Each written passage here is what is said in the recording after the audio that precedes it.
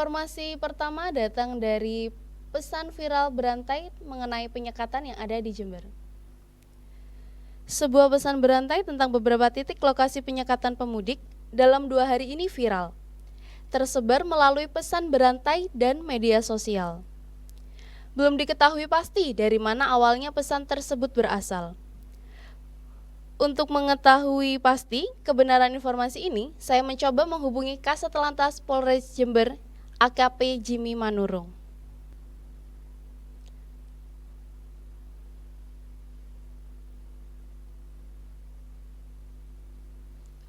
Baiklah pemirsa, saya akan mencoba untuk konfirmasi kepada Kasat Lantas Jember, yaitu AKP Jimmy Manurung.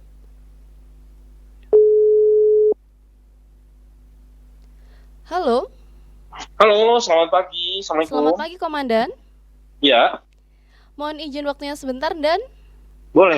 Gimana, Mbak? mohon penjelasan terkait dengan sebuah pesan berantai yang sedang viral di media sosial. Maksud saya yang sedang viral di media sosial terkait titik penyekatan dan Baik, terima kasih atas waktu yang diberikan. ya. Kami dari Satuan Lalu Lintas Polres Jember beserta Satuan Samping menggelar ada 4 pos PAM, Mbak. Jadi di tempat kami tidak ada pos penyekatan, adanya pos pengamanan.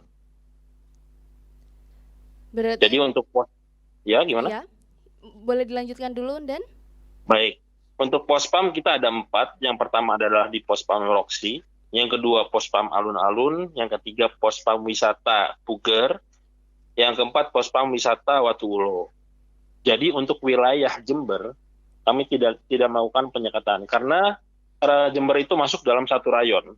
Satu rayon itu berarti adanya rayonisasi. Nah, penyekatan yang dilakukan oleh pemerintah itu ada beberapa macam. Satu adalah penyekatan antar provinsi, kedua antar wilayah rayon. Nah, yang kedua antar wilayah rayon ini adalah karena satu rayon kita terdiri dari Lumajang, Jember, Bondowoso, Situbondo, Banyuwangi. Nah, kita rayon 3 ini berbatasan dengan rayon 2. Rayon 2 itu adalah Probolinggo. Di wilayah rayon 5, di wilayah rayon 3 yang berbatasan dengan Probolinggo itu ada 2. Yang pertama adalah Lumajang Probolinggo, yang kedua adalah Situbondo Probolinggo. Sehingga untuk Jember tidak ada penyekatan. Demikian, Mbak. oke. Berarti terkait berita yang beredar itu tidak benar ya, Dan ya? Betul, tidak benar. Itu hoax, Mbak. Oke. Lalu untuk pemberlakuan tentang pos pengamanan yang ada di Kabupaten Jember mulai berlaku sejak tanggal berapa, Dan? Dimulai tanggal 6 sampai tanggal 17, Mbak. Oke. Lalu mengenai skema pengamanan yang diberlakukan berarti hanya pos pengamanan itu saja, Dan? Atau ada skema pengamanan yang lain yang diberlakukan? Sementara hanya berlaku untuk pusat-pusat keramaian saja, Mbak. Ya. Jadi kita siapkan pos PAM untuk mengantisipasi pertama adalah pusat keramaian, yang kedua adalah lonjakan daripada arus kendaraan itu sendiri yang masuk dalam wilayah Jember. Demikian. Oke. Berarti untuk titik-titik yang seperti di titik Gumitir perbatasan langsung dengan Banyuwangi atau di titik perbatasan langsung dengan Lumajang itu tidak ada penyekatan ataupun pengamanan ya, Dan? Untuk pos PAM di perbatasan itu diserahkan kepada Polsek, Mbak. Untuk Gumitir diserahkan kepada pos yang berada terdekat di sana, Mbak. Oke, siap. Lalu mau konfirmasi juga, Dan, terkait dengan pemberlakuan rekayasa arus lalu lintas? Iya. Iya. Yang ada di Kota Jember itu apakah efektif berpengaruh untuk mengurai kemacetan atau seperti apa, Dan?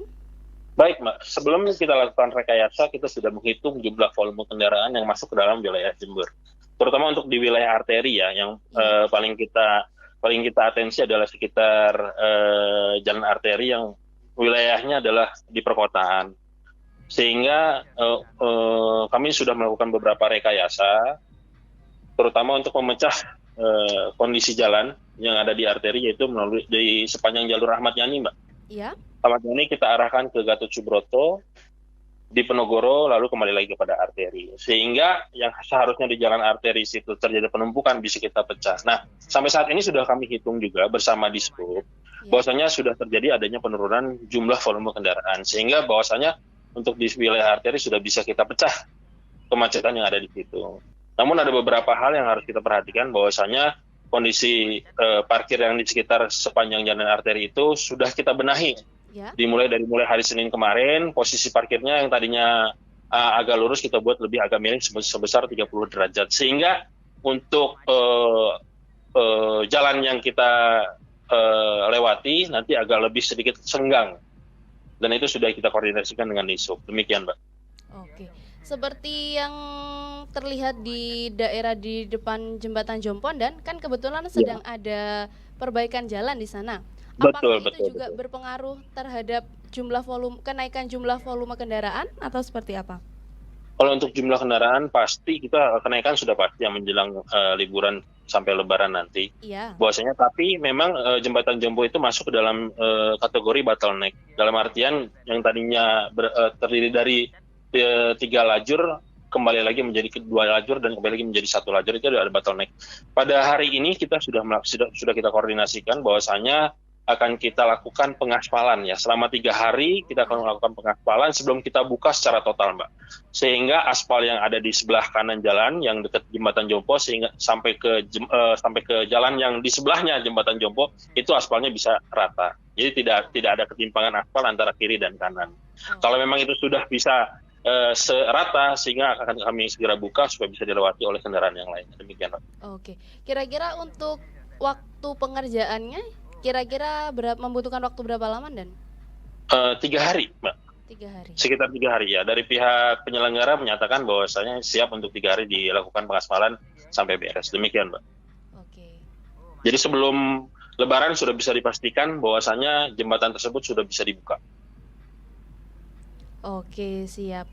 Baiklah, Dan. Yang terakhir nih, kalau boleh saya meminta pesan dari Komandan kepada seluruh masyarakat Jember. Kebetulan kita sedang live di acara Gatekeeper FTV News ya, Dan. Jadi boleh disampaikan pesannya kepada seluruh masyarakat yang ada di Jember, himbauannya terkait dengan aktivitas yang dilakukan di luar rumah atau yang berkaitan dengan jalan raya yang ada di titik-titik arteri kemacetan yang ada di Kabupaten Jember. Baik, terima kasih, Mbak. Saya Kasat Lantas Jember, AKP Jimmy Herianto Hasiholan Manurung, beserta seluruh jajaran Satuan Lalu Lintas menghimbau kepada masyarakat umum agar tidak melaksanakan mudik. Itu yang pertama. Yang kedua, terapkan protokol kesehatan COVID-19, baik menggunakan masker, mencuci tangan, menjaga jarak dengan orang lain.